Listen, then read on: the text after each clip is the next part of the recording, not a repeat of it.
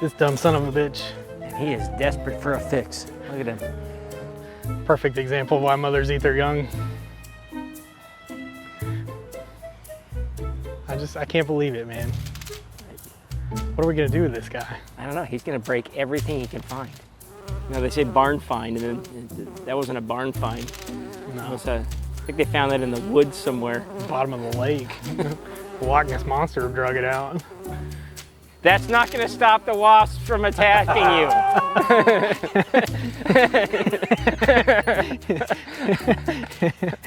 Susie, we gotta do something. Monster Mike's at his wit's end. Huck is broken. I saw him going after Pony Express. I feel like he's just going over the top and he's gonna go after any Bronco that's gonna give him the time of day. I think it's time to order something for him. It's time to go for the rear end, isn't it? That's what she said.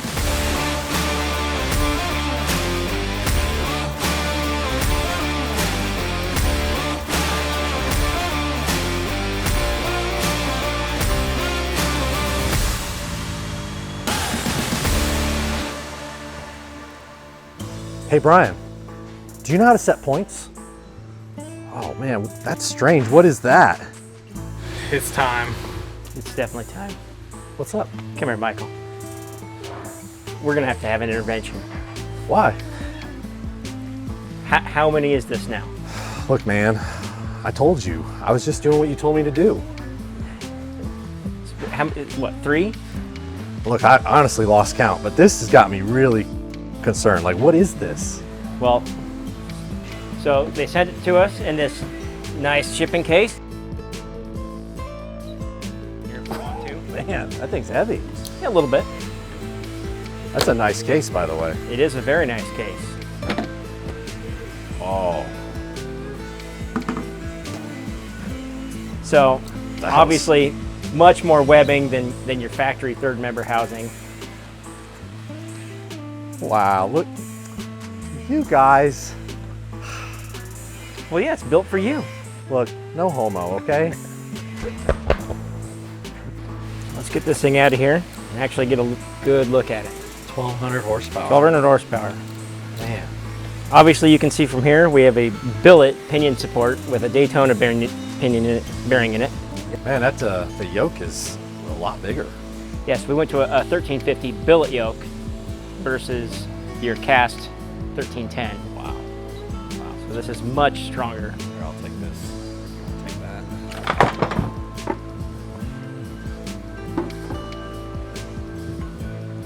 So we've got this loaded with a Detroit True Track, just like what we had set up before. Yep.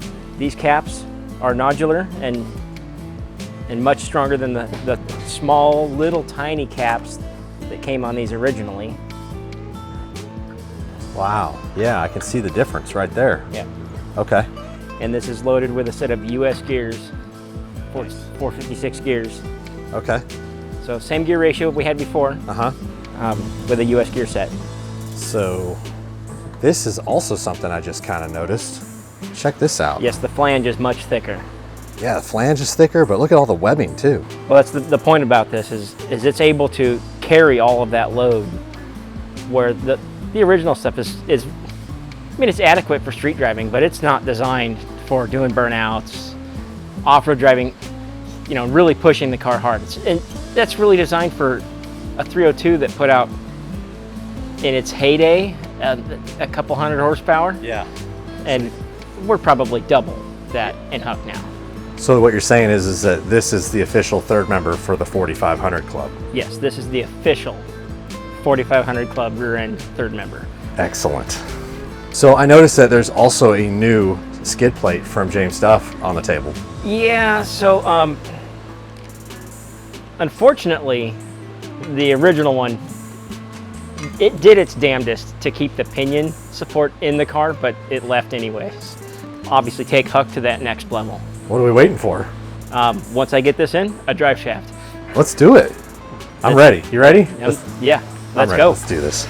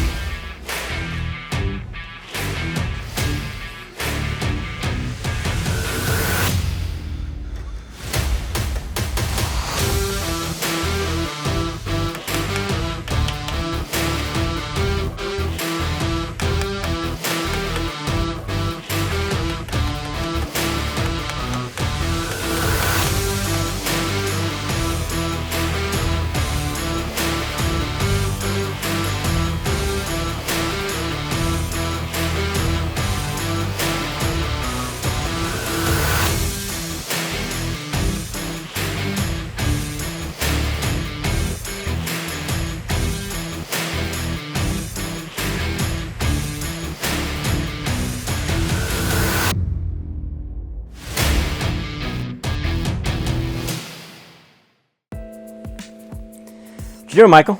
Oh, just surfing, man. Trying to figure out how to blame me for breaking the rear end on Hey, Huck. come on, man. If you'd never called me, I would have never done this. Uh-huh.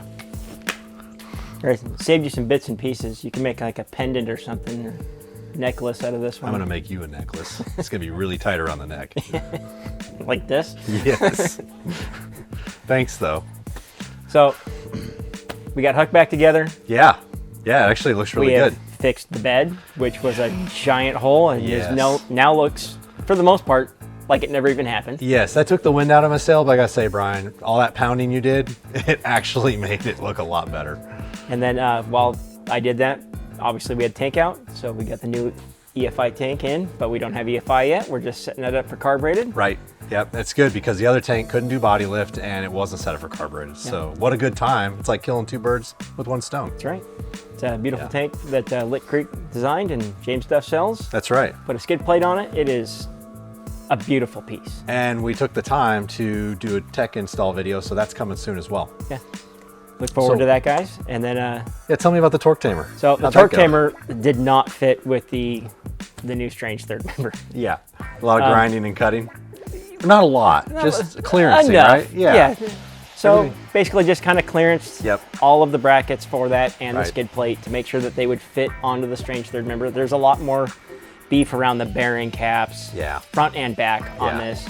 It's hefty. And there is more webbing than the factory housing. So we had to do that. Same with the James Duff skid plate too, right? The skid plate as well. A little more clearancing there. I had to clearance the bottom of it for the rear mount, and then the front mount, because we went with a billet pinion support, is a much larger piece, so we had to really clean that up. That's true.